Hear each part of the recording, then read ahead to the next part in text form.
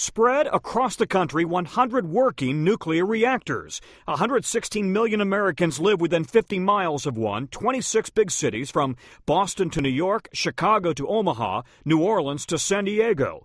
Now, researchers say those reactors remain vulnerable to attack from a hijacked jetliner, a boat sitting off the coast, or an organized ground attack. Terrorists could create a meltdown in a reactor in a matter of minutes, but the SWAT teams would arrive after about an hour and a half.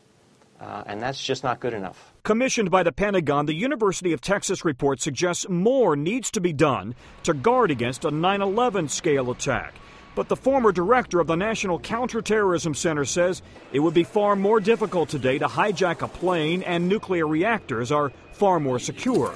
I think overall security at these sites is quite good. But it is undoubtedly true that for high-end terror threats, very complex attacks with multiple attackers and high-powered weapons, defenses could be raised at several of these sites. Air puffers on.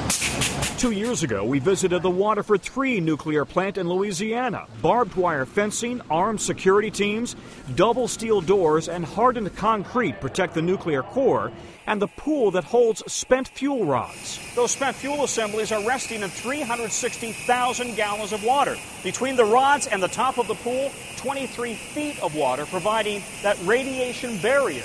If terrorists ever got inside a plant, researchers say they could drain the water and cause a meltdown. But the nuclear industry says in recent years it has dramatically beefed up security. U.S. nuclear power plants are prepared for any sort of attack by terrorists on land, sea, or air.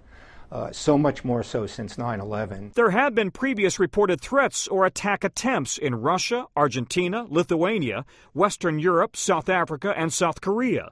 And experts believe some of the 9/11 terrorists considered attacking a nuclear facility. Nuclear remains an attractive target. Tom Costello, NBC News, Washington.